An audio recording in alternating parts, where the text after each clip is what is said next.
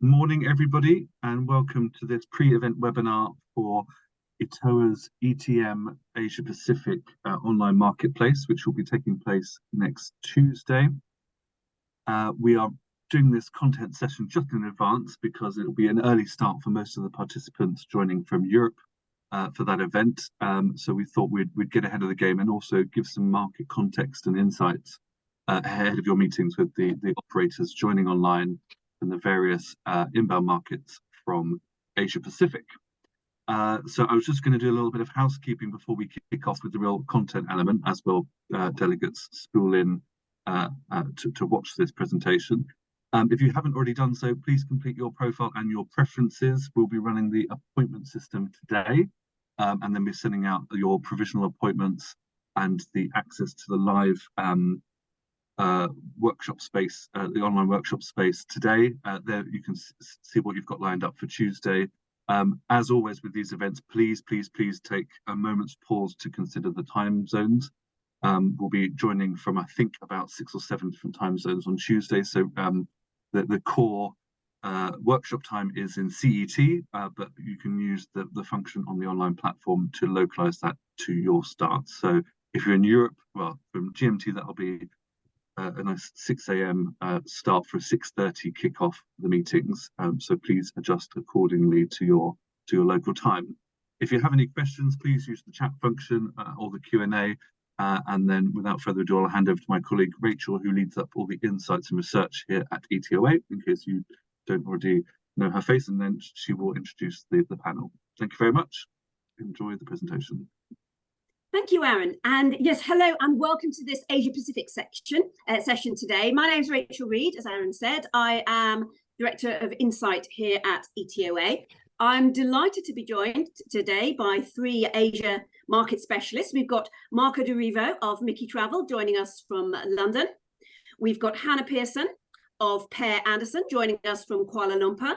And in Brisbane, we have got Andrew Cavallaro of Helm. So a very warm welcome to all of you. Really looking forward to hearing what you have to tell us about your various markets. We're going to have a market overview. We're going to have a look at some of the trends and characteristics of the markets and a few tips on doing business. And as Aaron said, do please feel free to ask questions via the Q&A, and we should have time for those after we've heard from all of our speakers.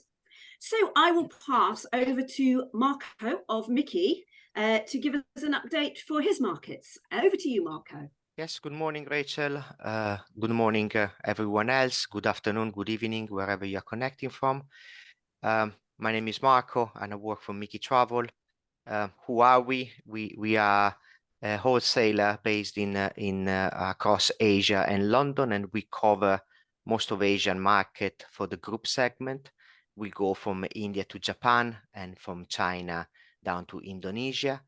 As I said, our core from this market is, or good part of it is group, is what I'm going to focus on today mostly. For this panel, I've been asked to cover, if I can, the Japanese, the Chinese, and the South Korean market, where we have all established offices. As a company, originally we are Japanese, so this is a very, very important market for us. But we've been in the other 2 markets, in the all Asian market for many, many years. So this is an exciting time for Asia. There is a strong rebound, or as they call it, the revenge travel.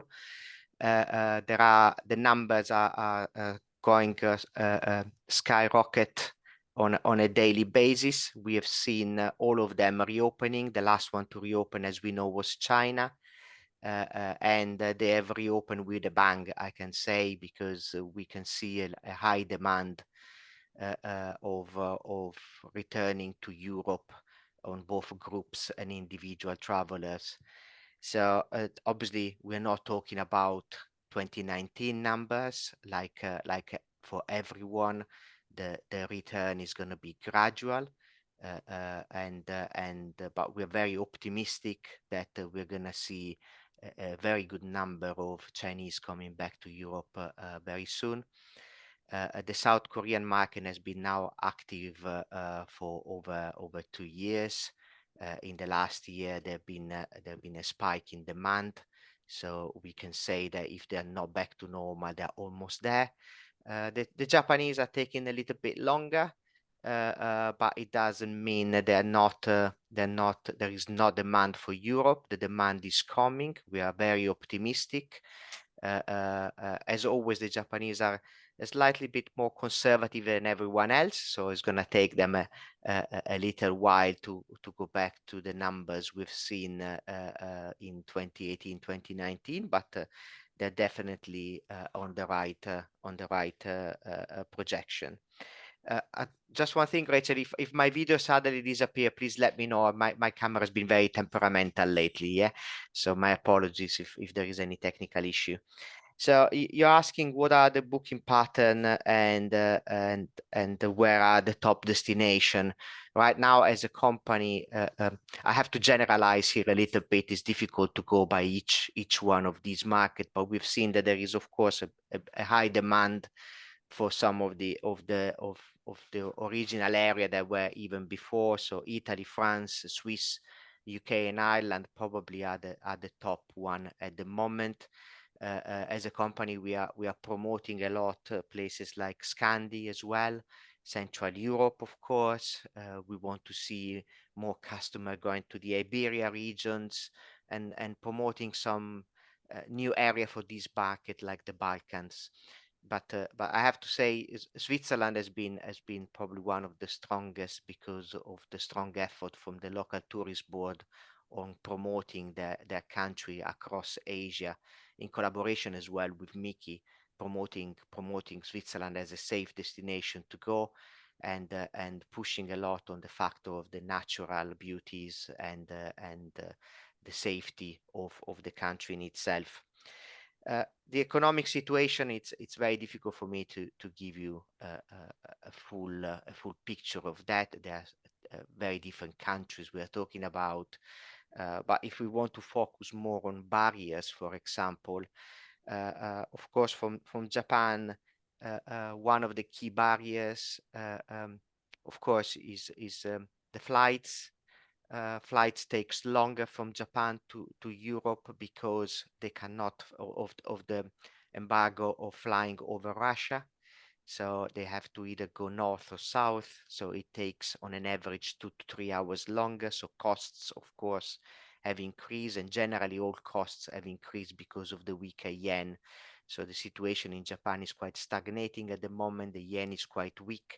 So a cost of a package now is much higher than it ever been before. For China, again, same situation, flight, not because of the time, but because of the lack of seats. Airline has only restarted lately to have direct flight from Europe. So it takes time to build back to the inventory that we had in the good old days. So it's very difficult for agents to secure those. And of course, the usual visa problems. Embassies are quite slow on catching up, and for the Chinese, the visa has always been a bit of a barrier, but it's particularly felt these days. So we have to work very closely with all our suppliers to make sure that we give the right condition to be able to work on a visa market like China. South Korea, as I said, the recovery has been more speedy. It's been like the Taiwanese market. I have to say that they've been very, very strong. The rebound was very positive, and there is a lot of optimism that they are gonna really come back in good numbers. Trends, as I said, Switzerland was very trendy during this year, but we expect that there is going to be quite a lot of more mono destination rather than multiple country. So for example, you have going to have a lot of mono Italy, mono UK, even from areas like China, which traditionally they used to do a lot of cross country. I think there is more favor towards mono destination and spend more time in a region and visit new area, and that has not been visited before. You're asking what is the balance between groups and FIT. During the COVID period, everybody was talking about the fact that group are going to have a massive impact. People will be a bit afraid to travel in group. We haven't seen anything like that. People still travel in groups. Obviously, there is a trend that there is more shifting towards the FIT, but I think it's a natural trend, it's an evolution of the market. It's nothing to do with fears of traveling in groups. It's linked to new technologies. It's linked to the fact that the younger generation it's more comfortable and confident to travel as individual. So the shift is going to be natural, but there is still a high demand for groups. There are problems with that that we didn't have before. Some of the major challenges we are facing are human resources. There is everybody knows there is a lack of human resources across the whole industry.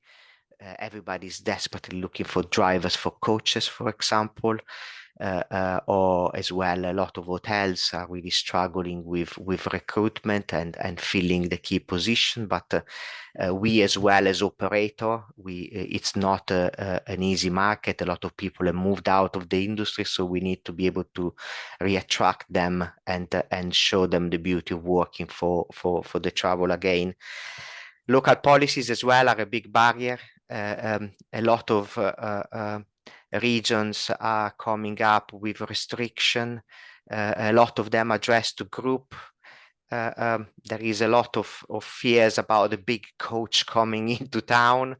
There is a lot of misunderstanding about the advantage that takes. Everybody only see a lot of people disembarking and mass traveling, but limiting the access to the town for the coach, we know, is not the solution, but it does create logistic issues. So it's something that we all need to be aware of. And as I said earlier, modernization of our industry, for example, the ticketing system to go to the main attraction is becoming far harder for a groups operator like us to get holds of ticket.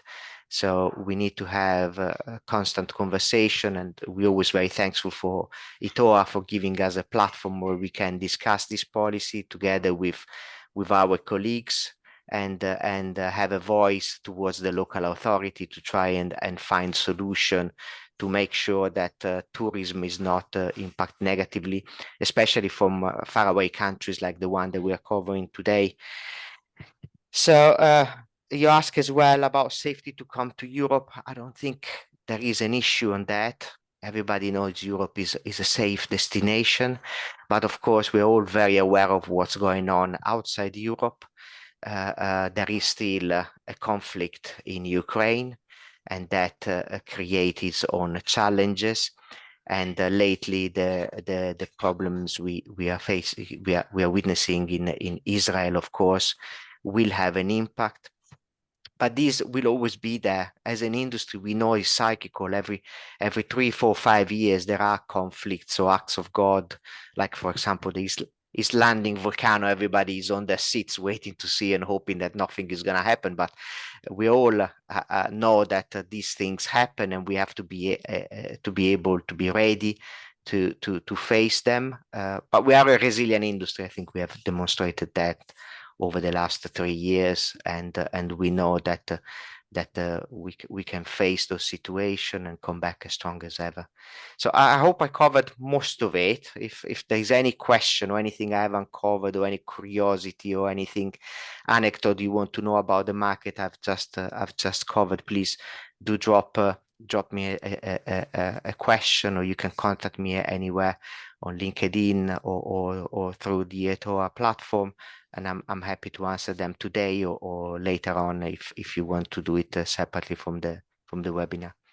Thank you, Rachel.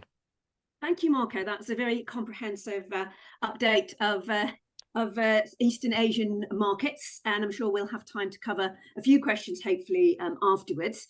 And we're going to now move over to Southeast Asia and come to Hannah Pearson of Pear Anderson. So Hannah, I know you've got some slides to share with us. So if you want to do that, we would love to hear from you. Perfect. Thank you very much. Or good morning, good afternoon, wherever you are. I'm Hannah. I'm the director of Pear Anderson. So I'm based in Kuala Lumpur in Malaysia. And Pear Anderson focus on sales repping and market intelligence. First of all, I think it's always good to just define what do we mean by Southeast Asia. Roughly the 6 major countries for at least outbound would be Indonesia, Malaysia, Philippines, Singapore, Thailand, and Vietnam. And so with that, I've just tried to put together a couple of a few slides giving some indications of where we are at with Southeast Asian travel. And to kind of chime with what Marco was saying about air capacity being one of these, barriers. It's definitely a barrier for Southeast Asia still. These are some OAG stats tracking the seat capacity. And you can see for Southeast Asia, we're still internationally down about 21%.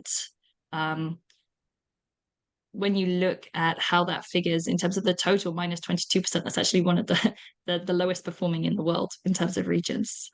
There's obviously bright spots and everything else. So the connectivity, that air capacity, is the one thing that travel agents are really struggling for when they're going outbound, is trying to get the seats, particularly if they're looking for groups, trying to get the group seats.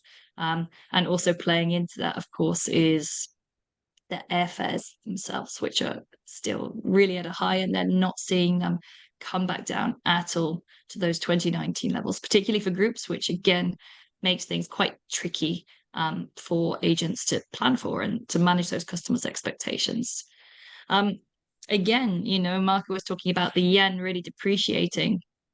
Some currencies in Southeast Asia are seeing that, not all. And again, we're talking about 6 different countries, but Thailand, the Thai baht is definitely struggling right now against the USD, the Malaysian ringgit. You can see it's at a 25-year low. That was just a few weeks ago. Indonesian rupiah dropped down, is now a little bit back up. So again, it falls into that's making outbound tour packages a little bit more expensive. At the same time, the airlines costs here are normally in USD. So then when that goes the other way versus their local currency, that doesn't help to keep fares low regionally. But all of this to say, Southeast Asians are still traveling. So I just took an example of Japan. And so Japan has always been a really popular destination for Southeast Asians. And as soon as it reopened last year, they're going mad for it. So you can see this is January to September 2023 year to date, and the percentage is how much are they in 2023 versus that same period in 2019. So Vietnam is plus 17%, Singapore plus 18%, Philippines is above 2019 levels, Indonesia just a little bit above 2019 levels, and Japan, yes, it has depreciated against the yen. It has not necessarily depreciated against some of our local currencies here in Southeast Asia, so it is still a relatively expensive destination, you can say. And so it is quite heartening, the fact that despite the fact Japan is a more luxury destination for the region, people are still traveling there. And you look, this is the overall rankings of Southeast Asia. So Thailand's number 6 to Japan, Vietnam number 7, Philippines number 8, number 10, number 12, number 13. These are all big, big markets, and they're moving. So it's not that Southeast Asians aren't traveling. They are, which is good. And to just pick up on a few different themes, and we've seen over the last few weeks, people like Booking.com coming out with forecasts and surveys, and SiteMinder, Visa. And there are some kind of common themes within these. So I drew together some kind of themes around Singapore travelers are really foodies. I think particularly coming out of the pandemic, it's about local, it's about authentic. They really want to try that. I thought a really interesting stat was that 30% of people had said they had booked a destination to visit a specific restaurant, which is kind of mind-blowing, right, that they're going to that detail. With sustainability, I would caution in Southeast Asia, it is, in terms of the travel consumer, still very much in its infancy here. I think that there is growing awareness of it. Is it a driving factor to book travel? No. But in Singapore, you can see that the surveys are at least starting to show that people are more interested in that. It's more within their awareness, whether it's getting all the way to purchase. is a different matter, but at least it's kind of going there.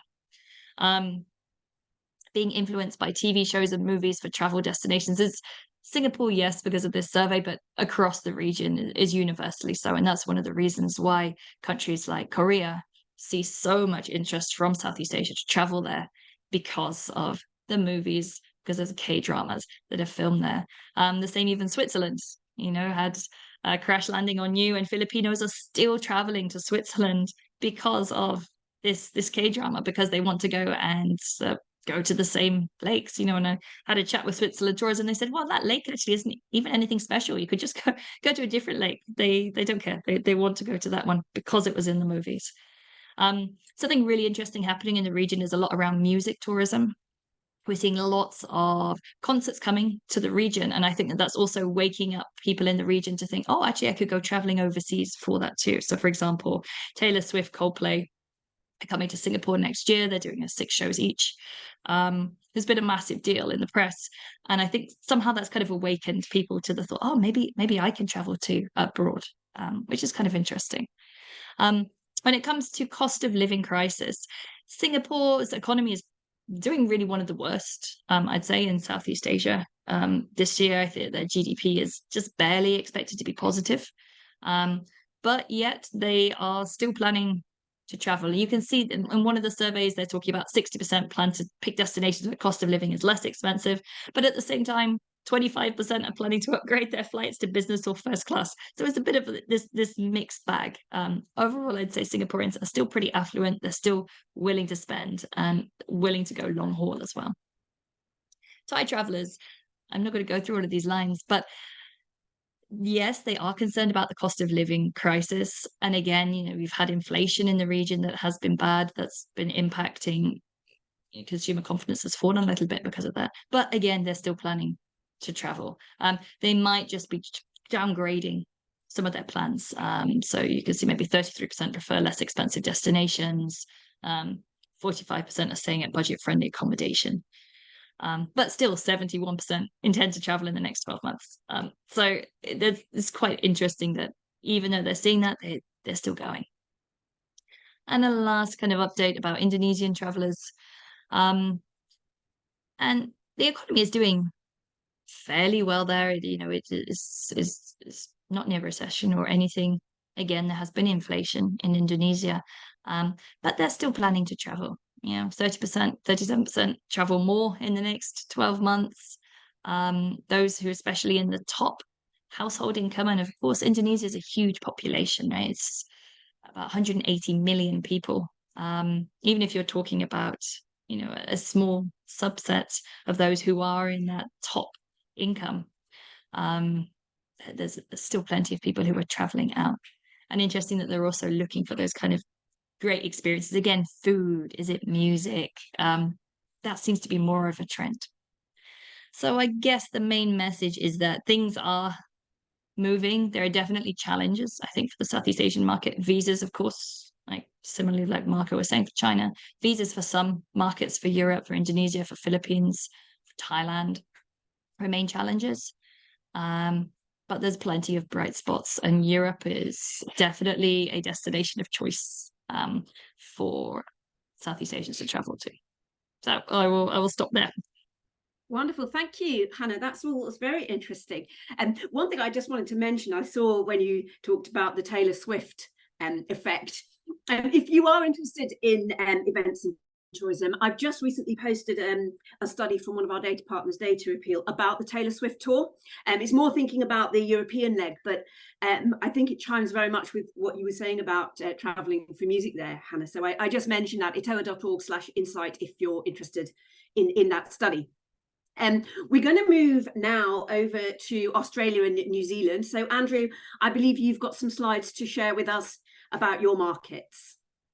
Yes, I do. Thank you very much. Hi, everyone. I'm Andrew Cavallaro. I'm the co-founder and director of Helm. We're a sales, marketing, PR representation agency in Australia, covering the Australian New Zealand market.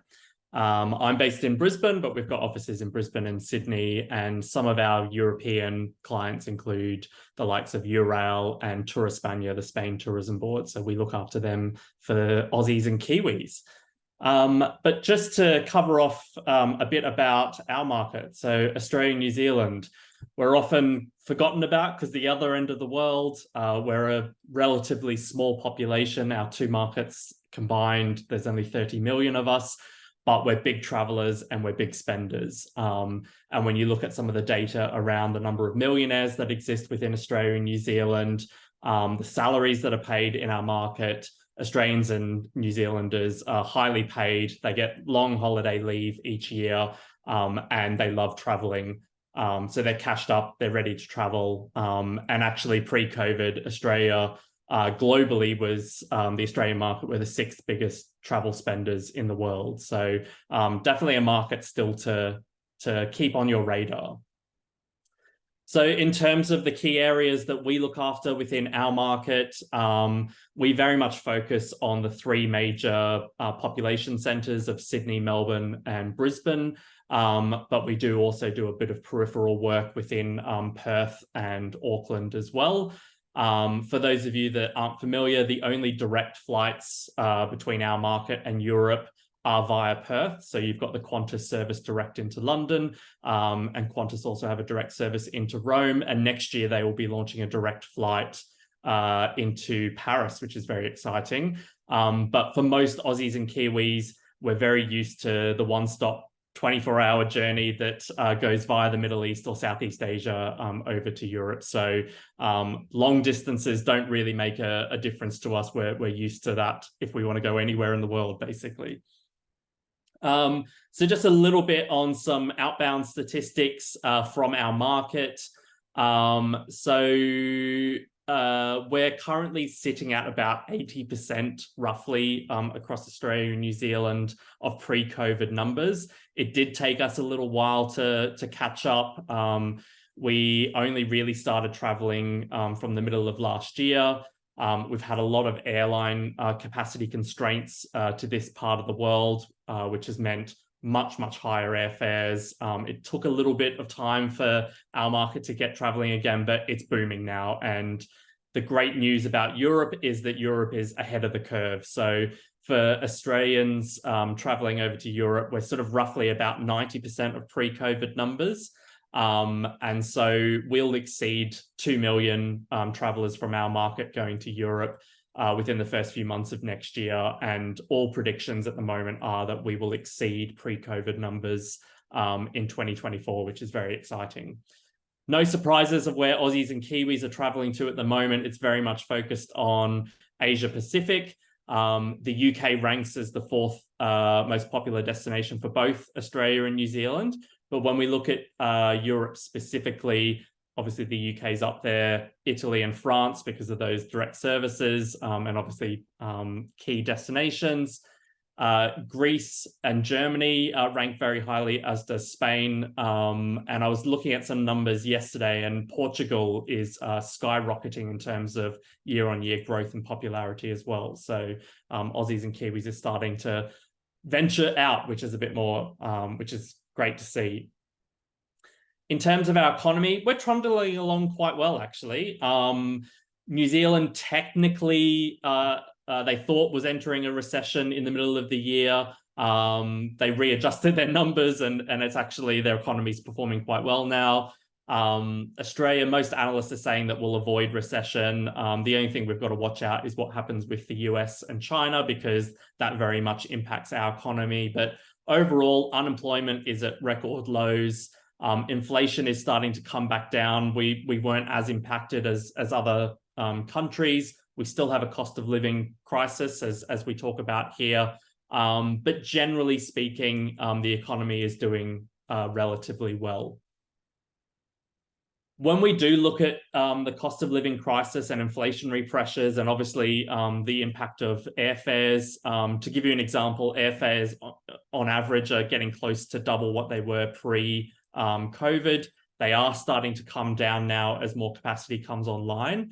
But in terms of the key segments that aren't being affected, those aged 55, they're constantly being called out in the media as being the cause of inflation in this market. Higher interest rates mean that they're getting much stronger returns on their savings, and they're the ones that are spending way more than what they were before. So in terms of key markets to look out for, that over 55 empty nester market, they're traveling in droves. The youth market, 18 to 24-year-olds, they're still spending the same level of money on discretionary items like travel as what they have been for the past few years. The only difference is that they're not renting and they're not purchasing homes. They're staying at home with mum and dad. So they're still spending, but their spending priorities have shifted. The segment that is most affected at the moment is the families market, and then obviously those renting and those aged 25 to 34, they're the ones that are starting to feel the pinch a bit more with higher interest rates, and they're cutting back on discretionary spending. So if you're going after the empty nester market, if you're going after the youth market, you're fine. It's probably just the families market you probably need to be aware of as being impacted at the moment. Like I said, they're predicting that next year will exceed pre-COVID numbers for outbound travel, and Europe is ahead of the curve already with that. Some data recently came out from Webjet, which is a big OTA within the Australian market, that in September, they saw a 136% increase on bookings for Europe next year. Which is a huge boost. I think everyone's got the FOMO factor from seeing all the Instagram content of everyone being in Europe this summer. So people are starting to book early, which is fantastic. Key cities that are performing really, really strongly for Webjet include, key cities like London, Paris, Athens, Rome, Frankfurt, Amsterdam, Barcelona, Copenhagen, Dublin, and Manchester. And some interesting trends, not just coming out from Webjet, but other indicators as well.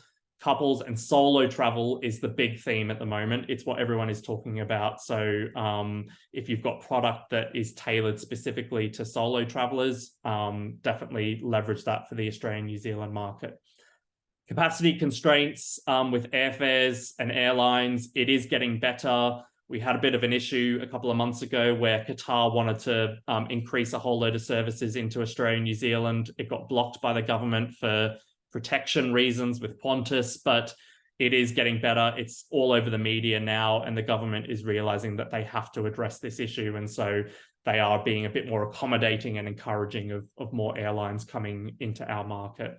A lot of talk at the moment about Turkish Airlines hopefully next year launching a new direct service to Sydney and Melbourne as well, which will open up even more access via that part of the world as well. Key themes for our market, some similarities with the Southeast Asian market, but some key themes that are coming through in the data and what the media are really focusing on here. Slow travel, off the beaten path adventures. Australians and New Zealanders, when they go to Europe, they don't just do one country, apart from the UK, which is a bit of an anomaly, but they don't tend to just do one country. But what we're seeing is maybe doing fewer countries, slowing down, getting off the beaten path a little bit more. Conscious travel, and for us that's not just about sustainable travel but also about the impact on communities as well. So community-based travel is a really big theme here. Connection with wellness and wilderness. It's not just about spa breaks, it's how do we reconnect with nature, and how do we have those more authentic cultural immersion experiences as well. Solo travel, like I said, particularly amongst females. So single women, divorced women, it's a big trend. It's what all the media are talking about at the moment. Food and drinks always been a big trend for our market, but there's a big prediction and a big focus on wine and spirit-based travel for next year. So any product around that, really make sure that you leverage that for our market. And it's not just about Michelin-starred restaurant or fine dining experiences. Aussies and Kiwis, they're really looking for those authentic and affordable food and drink travel experiences as well. And then, of course, pop culture inspired, whether it's TV series, film, music, fashion, that is obviously driving inspiration as well. Just to touch very, very quickly on how the trade works within our market. The vast majority of travel is still booked by travel agents out of Australia and New Zealand. It's 70 to 80% of travel is still booked by travel agents. 40% of travel agents in our market lost their jobs during COVID. and it's taking them a long time to really rebuild those teams. What we're seeing is the consumer demand is there. The travel agencies aren't keeping up with that demand. They're recruiting at rapid rates, but they're recruiting a lot of team members that just don't have that experience or that destination knowledge. So we've had to really shift our approach in terms of how we build up that product and destination knowledge, and how we encourage this whole new breed of travel agents to be selling and promoting, obviously our clients. And also seeing a really big shift. It was already starting pre-COVID, the shift from traditional bricks and mortar, retail stores, to hybrid home-based models that is really been elevated due to COVID as well. So how we engage those agents has really changed. And then just finally, the market here is very much centered on major conglomerates. You've got the likes of Flight Centre and Hello World, which really dominate our market across their different retail, wholesale, and tour operator brands. You've got a few other mid-tier players as well, but then there's a really big list of small independent wholesalers, retail groups, and tour operators that we work closely with. In general, Aussies and Kiwis prefer to support small businesses, but this is just to give you a little bit of a lay of the land of how that trade distribution works within our market.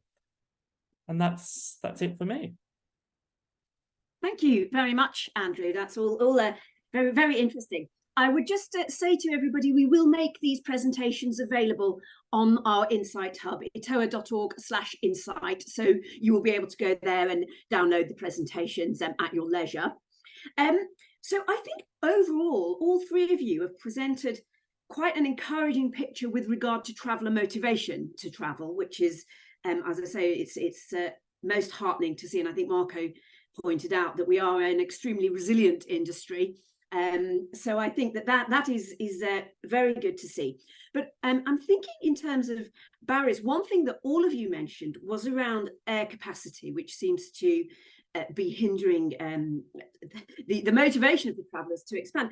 And I just wondered whether, no, Andrew, you touched on this.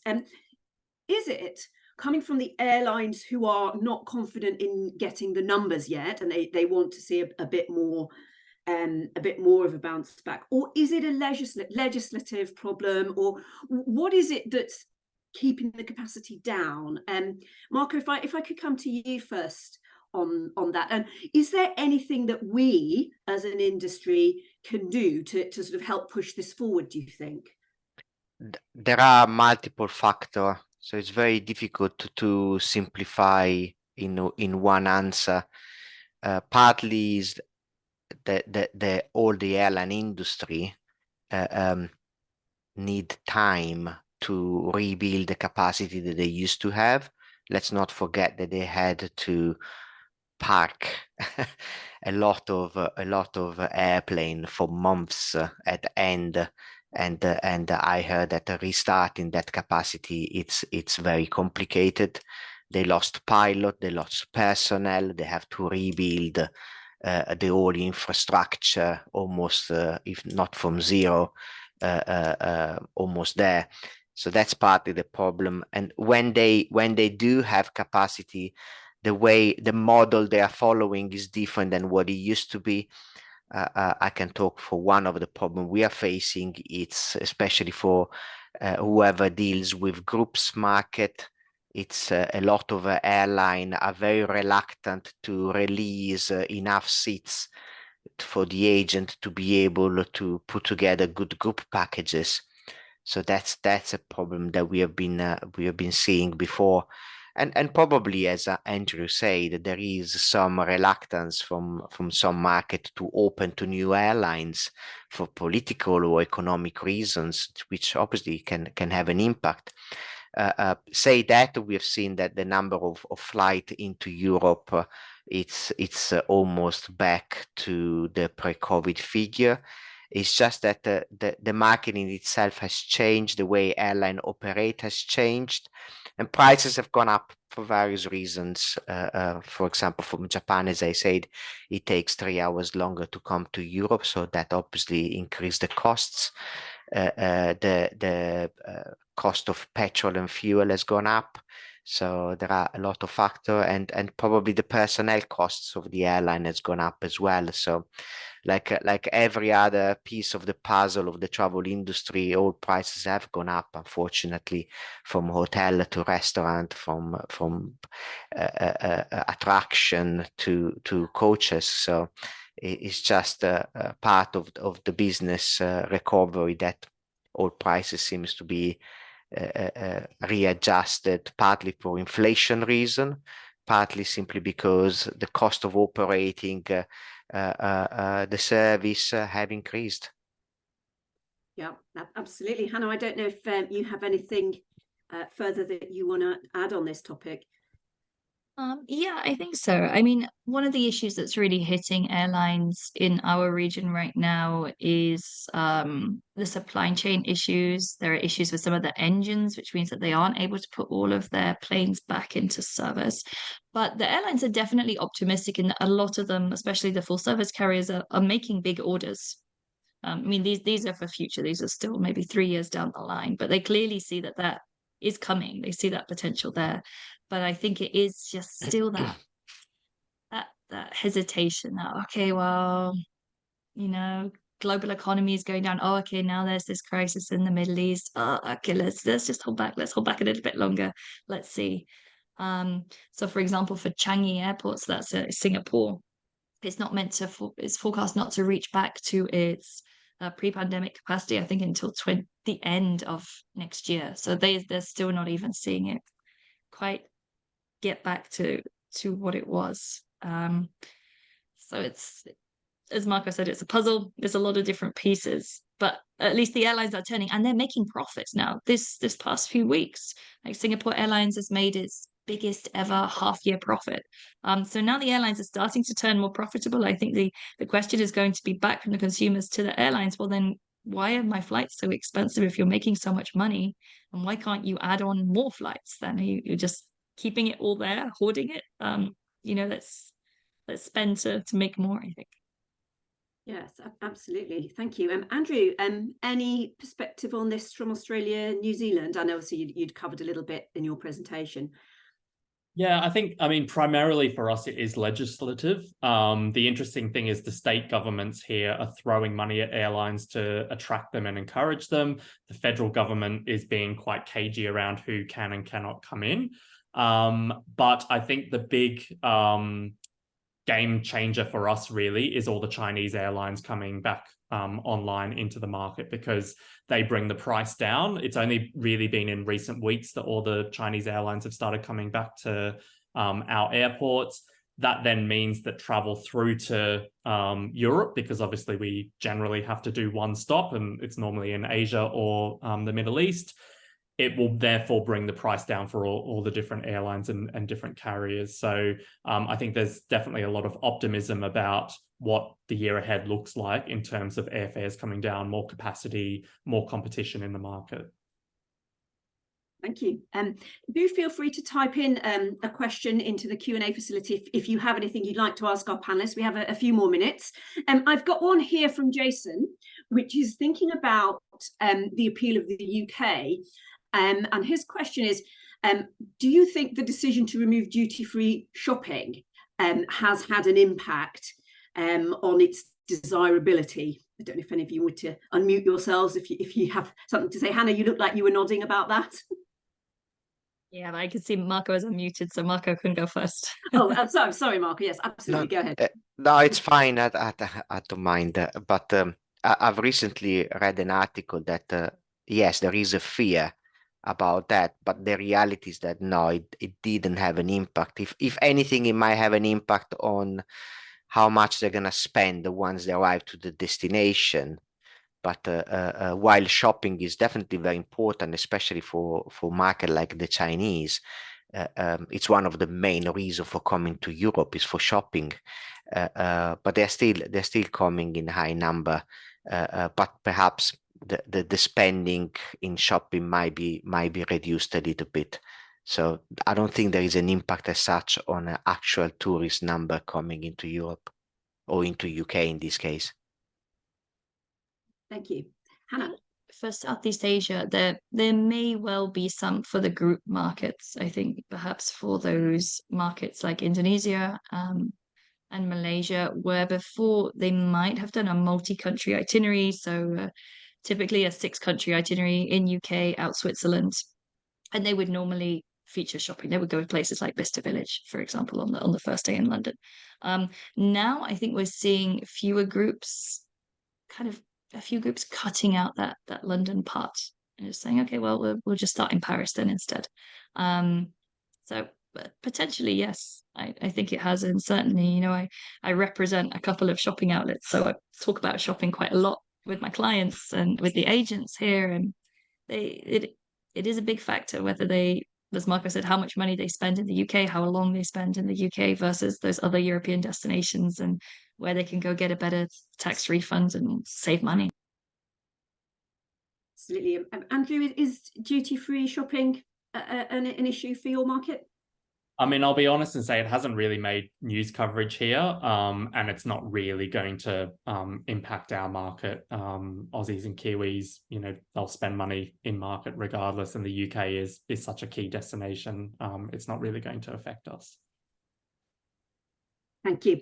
So we're almost coming to a close now, and I suppose I'd like to finish with thinking about just a point that Hannah made, that you were saying your markets would like to go somewhere to cool off when they go away, because you know you've got the high temperatures there. But I just wondered, because this is a question we've discussed certainly with regards to intra-European travel, is whether the high temperatures we've seen, for example, in Southern Europe, are putting people off. I was just thinking that, Hannah, particularly you're saying people are looking to go somewhere cooler. Do you think that sort of in the next coming years, they will be worried about the high temperatures in Southern Europe and Mediterranean? And maybe Hannah, if you've got something to say on that. Yeah, I mean, out from the Southeast Asian market, I don't think it's such of an issue into Europe, because our peak travel time is not actually the summertime, just for that climate change or not. They just don't really like to get hot and sweaty in a country when they're already getting hot and sweaty already. They much prefer to travel to Europe in the spring or in the wintertime when we have the long holidays. So from Southeast Asian market, I don't think it will make so much of a difference, the hot summers. Good. I don't know if Marco or Andrew think that will impact your markets. No. Andrew? No. Not really an impact as such, but it's what is interesting is that for those markets where they want to escape the heat, it's very important that we promote off-season traveling. It is very much on top of all the news that we need to spread our business more equally throughout the year, and stop promoting destination during their peak. So we don't want to discourage anyone at any time, but if you're coming from Southeast Asia, probably it's better that you come to Europe in months like January and February and March, rather than coming in June, July, August, September. So we can use that as a way of have a more balanced industry, where we have a more equal distribution of the number of arrival we have throughout the year. So there is definitely room there to work on for all of us together to try and achieve that, because it makes more of a sustainable traveling if we can spread it more throughout the whole year. Absolutely. Andrew? Well, coming from a very hot country, we're used to high temperatures, so it's not a factor that puts us off. But similar to what Marco was saying, what we're seeing is a lot more articles come out around travel hacks, travel tips. If you want to travel at a more cost-effective time of year, if you want to avoid the crowds, then that shoulder season travel is very much being promoted as alternative to the normal. For us, it's escaping winter in the middle of the year and then going to European summer. But for those that want to have a more cost-effective, avoid the crowds experience, that shoulder season is definitely being promoted more. That is good to hear. I think we are coming to a close now, when we've got no more questions coming on the facility. So I would like to thank all of our panelists, Marco, Hannah and Andrew, for sharing all of your insights today. I hope that has been useful for the delegates ahead of the workshop. So it just remains for me to wish you all a very productive and successful Asia Pacific travel marketplace, and we will see you at the next session. Thank you so much for joining us. Bye-bye. Thank you for having us.